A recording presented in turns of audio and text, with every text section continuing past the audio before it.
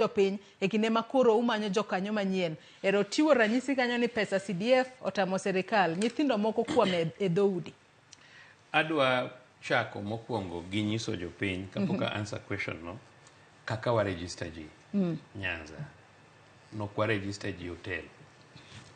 One organized, one gi jomiluongo ni sub county coordinators. Kidhi Siaya, anie coordinator ma Siaya.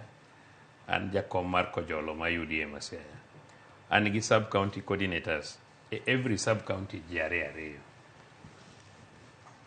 Sub county coordinator mara Mabondo iluongo no Ndeje Mach, councillor.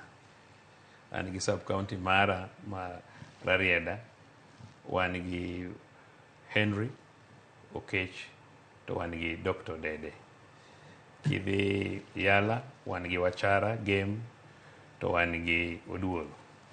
Kidhi Ugenya, wan gi Jacqueline, to wan gi kijana mawuok East Ugenya. And then kidhi Alego, bende wan gi captain, to wan nyaka gi another gentleman there about wan gi Jauchiel matimo coordination. But kidhi in every sub county to wan gi ward coordinators. Already kata Ugenya wan gi office marwa mar UDA, and jo Ugenya gin jomolony, very disciplined, joma onge discrimination. Be momiyo gisebedo gi non-ODM MP for the last 2 terms. So kuno waonge gi weche mang'eny.